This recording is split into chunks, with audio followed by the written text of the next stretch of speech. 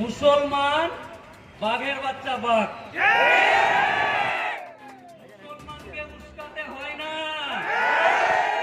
মুসলমানকে পাগা টেনে রাখতে হয়, কারণ তারা অলওয়েজ বাঘের বাচ্চা বাঘ, বসে থাকলেও বাঘ, দাঁড়িয়ে থাকলেও বাঘ, তাই উত্তেজিত নয়।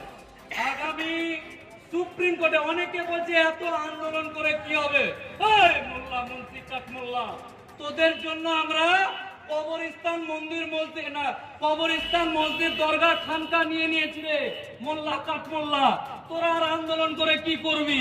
লোকসভা, রাজ্যসভা, রাষ্ট্রপতির সাইন হয়ে গেছে, আইন হয়ে গেছে। আমি তাদেরকে বলি, আমার বাপ দাদুরা এই দেশের নাগরিক, আমরাও এই দেশের নাগরিক, এই দেশের আইনকে মানতে আমরা বাধ্য।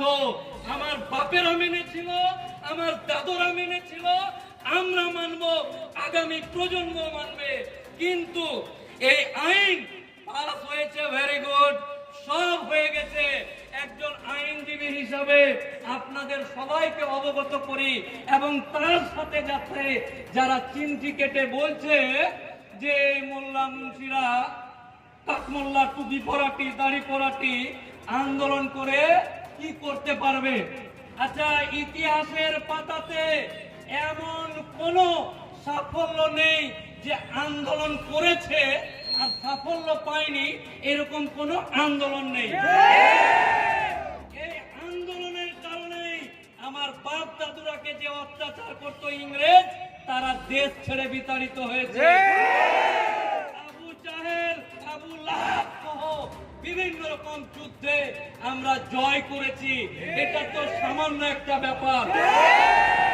আগামী দিন আমরা এই মঞ্চ থেকে কসম খেতে পারি যে আমার বাপ যেখানে শহীদ আছে, আমার দাদু যেখানে কবরস্থ আছে, আমার মায়ের পেট থেকে হয়েছি, আমার মা খালা ফুকুরা যেখানে শহীদ অবস্থায় আছে, তাদের কবরে কেউ এসে দখল করে কবরস্থানে টোটো চালাবে, ভুটভুটি চালাবে, আর পানের পিঠ ফেলবে, আর তার বেটা জন্মগ্রহণ করে সেগুলো মেনে নিব, এটা দেহে রক্ত থাকা পর্যন্ত হবে না।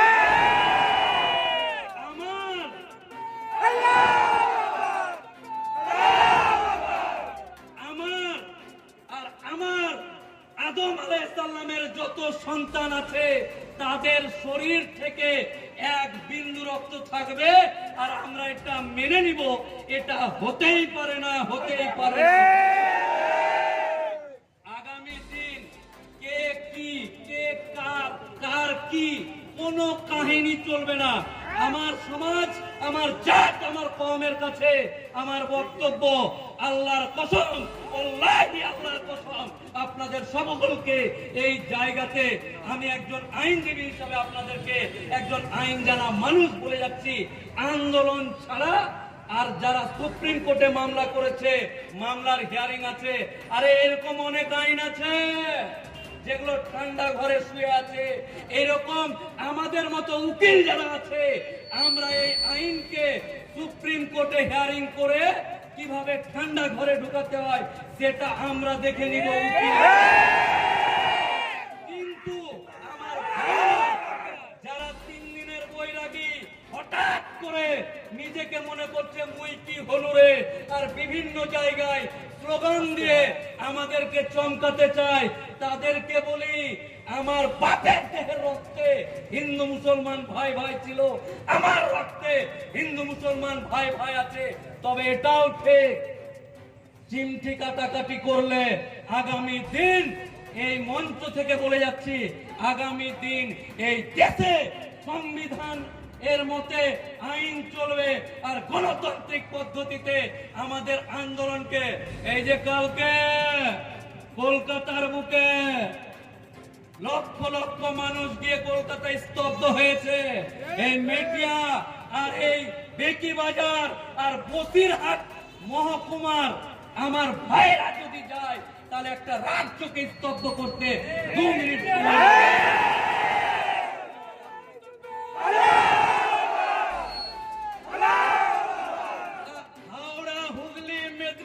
দিনাজপুর বর্তমান পাচ্ছেন বসিরহাট মহকুমার আমার ভাইয়েরা যদি মনে করে এইরকম একটা দেশের সরকারকে ক্ষমা চাইয়ে এই আইন ঘাড়ে নিয়ে বলবে যে আমাদের ভুল হয়ে গেছিল, বসিরহাটের আদমের সন্তানদেরকে চিনতে পারেনি, এদের বাপ এদের দাদার কবরকে নিতে চেয়েছিলাম, আমার ভুল হয়ে গেছে, আমাকে তোমরা ক্ষমা করে দাও। আগামী দিন নিজের ছেলে, নিজের মেয়ে, নিজের আত্মীয় স্বজন কিভাবে খাবে, কি করবে, তার থেকে বড় কথা আগামী দিন আমার আগামী প্রজন্ম, আগামী দিন ছেলে মেয়েরা এই সুন্দর রাজ্যে, সুন্দর পৃথিবীতে কিভাবে হাঁটবে। আজ থেকে প্রত্যেক দিন 24 ঘন্টার মধ্যে 1 ঘন্টা হলো এই কথাগুলো আমরা ভাববো। কে ডেকেছে মিটিংটা? কে ডেকেছে? জয়নাল চল। কে ডেকেছে? মফিজুল চল। ওই মফিজুল ফুরফুরা করে না, আহলে হাদিস করে না, আর কিছু করে না, সিপিএম করে না, তৃণমূল কংগ্রেস করে না, কংগ্রেস করে, যা ইচ্ছা তাই করো। মফিজুল ডেকেছে ওয়াকাফের জন্য, চলো। দোকান বন্ধ থাকবে, কাস্টমার এসে বলছে আরে দাঁড়া, আমার বাপের কবরের ব্যাপার আছে এখানে। চায়ের দোকানদার বলে চা বন্ধ, কেটলি উল্টে দিয়ে বলবে বাপের কবর, মায়ের কবর, যা আছে এটাই শেষ। এই জায়গাতে যেমন শিখ আর পাঞ্জাবিরা কান ধরে উঠবস করিয়ে কৃষি বিল বাতিল করেছিল, আমরা ইসলাম ধর্মাবলম্বী মানুষ আল্লাহর কসম খেয়ে মাঠে ময়দানে কাফন পরে প্রয়োজন হলে গিয়ে এই বিল বাতিল করানো পর্যন্ত ছাড়বো না। আমাদের রক্তকে ঠান্ডা হতে দিব না। হঠাৎ করে একটা করে মিস কল দিব আর মুসলমানরা উঠে যাবে, আবার বসে যাবে। এদের ইঞ্জিনের হর্স পাওয়ার কম, এনআরসি বসে গেল, 3 তালাক বসে গেল। এবার যখন সবই কেউ বলছে লাট মেরে বাংলাদেশ পাঠিয়ে দেবো, আরে মেনে নিয়েছি, আমরা নবাবের ছেড়ে যাওয়া বংশধর, চুট কথাতে বা চিমটি কাটাতে গায়নি না, কিন্তু যখনই ভালোবাসি হৃদয় পর্যন্ত জায়গা দিতে পারি, এই ভালোবাসাকে কেউ যদি মাথায় নিয়ে মনে করে তোর মাথায় এসে নাচবো, আল্লাহর কসম ওই মাথা থেকে এমন ভাবে ছিটকে ফেলবো যে আগামী প্রজন্ম নেড়া হয়ে জন্মগ্রহণ করবে। আপনারা সকলে আগামী একত্রিত হয়ে কোন প্ররোচনায় পা না দিয়ে, কোন অন্য জাতির মানুষকে কষ্ট না দিয়ে, পুলিশ প্রশাসনের সহযোগিতা করে, পুলিশ বলেছে ডান দিকে যেতে ডান দিকে যাব, বাম দিকে বলেছে বাম দিকে যাব, আমরা প্রশাসনকে সাথে নিয়ে দেখিয়ে দিতে চাই। অনেকেই আমার ইয়াং তরুণ ভাই আছে, তাদের উদ্দেশ্যে বলি ব্রাদার, এটা শুধু তোমার একটু চিমটি কাটাতে এতগুলো মানুষের আন্দোলনকে যেন কলুষিত না হয়, তাই প্রশাসনের সহযোগিতা করে আগামী দিন ইনশাআল্লাহ এই বিল বাতিল করিয়ে ছাড়বো।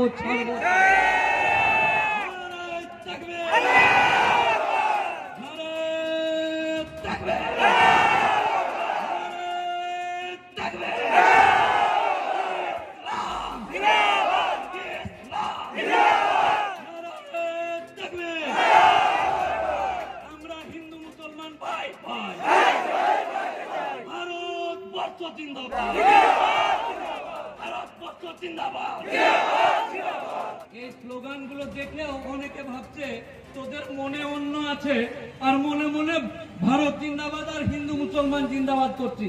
তাদেরকে বলছি ডাক্তার নিয়ে এসো, হৃদয়টাকে যে দেখো, কলিজা ফেলে যদি দেখায় আমাদের কোনো হিন্দুর উপর কোনো রাগ নাই, কিন্তু আমাদেরকে ঘুমন্ত বাঘগুলোকে বাঘের লেজে যেন পা না দেয় এটাও বলে যাচ্ছে। সরকার হোক আর এলাকার চুটকা পুটকা নেতাই হোক না কেন, যে যেখানে থাকবে বাঘ তার নিজের রাস্তা দিয়ে এগিয়ে যাবে, কেউ যেন এই রাস্তার বাগানা হতে পারে ইনশাআল্লাহ। আগামী দিন একত্রিত হয়ে ফেসবুক, সোশ্যাল মিডিয়া, হোয়াটসঅ্যাপ, ইউটিউবে অন্যান্য কাজ বাদ দিয়ে, টুনির মায়ের গান বাদ দিয়ে, ছি ছি রে নুনি ছি এই গান বাদ দিয়ে কোথায় ওয়াকফের মিটিং হচ্ছে, কেন হচ্ছে, সেগুলোকে শেয়ার করে ছড়িয়ে দিয়ে গোটা পশ্চিমবঙ্গকে এক ছাতার নিচে নিয়ে আগামী দিন বড় আন্দোলন হবে।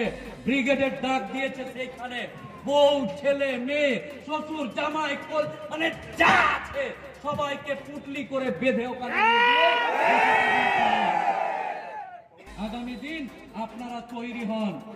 নিজের কাজ, নিজের সংসার, নিজের আত্মীয় স্বজন, আপনি কেন এত ভাববেন? যদি আপনাকে মাটি দেওয়ার জায়গাটা না থাকে তাহলে আপনি কার জন্য সংসার করবেন? তাই আগামী দিন আপনারা সকলেই এখানে সুস্থ অবস্থায় থেকে, আচ্ছা আমাদের মধ্যেও কিছু আবার স্ট্যান্ডার্ড টাইপের মুসলমান আছে না? এটি অশিক্ষিত।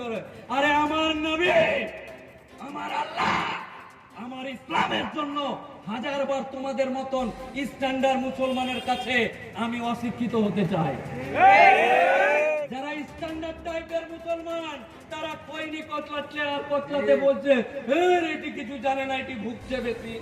আমি আমার আল্লাহর জন্য ফকির হতে চাই, আমি আমার আল্লাহর জন্য শিক্ষিত হতে চাই, আমি আমার আল্লাহর জন্য তোমার কাছে খারাপ হতে চাই। আমরা আমার আল্লাহ এবং আল্লাহর সম্পত্তি রক্ষা করার জন্য নিজের জান দিতে চাই। তাই আগামী দিন আপনারা সকলেই ভালো থাকুন। আমি নিজের মনে করে আমি মনে করি এই এলাকার ভাইরা আমার মায়ের পেটের ভাইয়ের মতো ভাই। আপনাদের সকলকেই আমি যাচ্ছিলাম, নিজে দাঁড়িয়ে আপনাদের কাছে এসেছি। এই হলো টান, এই হলো মুহাব্বত। এই মুহাব্বত আগামী দিন জয়নালের যেন রফিকুলের জন্য থাকে, রফিকুলের জন্য মহসিনের জন্য থাকে, মহসিনের জন্য কামালের জন্য থাকে। ইনশাআল্লাহ আগামী দিন আমরা এগিয়ে যাব। কেউ কিছু করতে পারবো না, এগুলো মিস কল। আমরা যদি একবার ডায়াল কল মারিয়ে তো মিস কল উঠে চলে যাবে।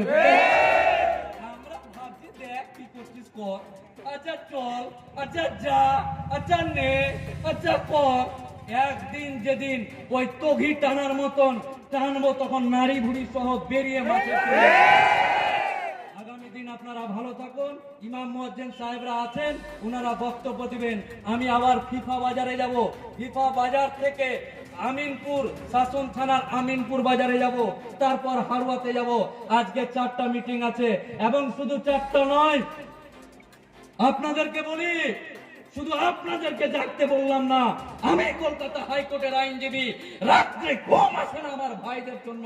এটাই হলো বাস্তবতা, এটাই হলো দরদ, এটাই হলো বাস্তবতা। যে আমি জানি এই এলাকার দেখি বাজারের আমার ভাই চাকর ভাই আসলাম এই সম্পর্কে অবগত নয়। হে আল্লাহ আমাকে শক্তি দাও, আসলাম যেন চায়ের দোকান বন্ধ করে তার বাপের খবর বাঁচাতে যেতে পারে। মোফাক্কেরুল ইসলামের বাপের কবর বাঁচাতে এখানে আসেনি। দেখি বাজারের টোটোওয়ালা মুর্শিদকে বলছি, আরে উকিল সাহেবের বাপকে যদি মনে করে, উকিল সাহেব কলকাতা হাইকোর্টের পারমিশন নিয়ে ধর্মতলার বুকে কবর দিতে পারবে। টোটোওয়ালা মুর্শিদ, চায়ের দোকানদার জমশেদ, জুস বিক্রেতা অমুক, যারা এই মিটিংকে ডিস্টার্ব দেওয়ার জন্য পোপো নিয়ে ঘুরছে, তাদেরকে বলি তোর বাপকে, তোর মাকে কবর দিবি, তোর বাপ মায়ের কবর বাঁচাতে আমরা এখানে এসেছি।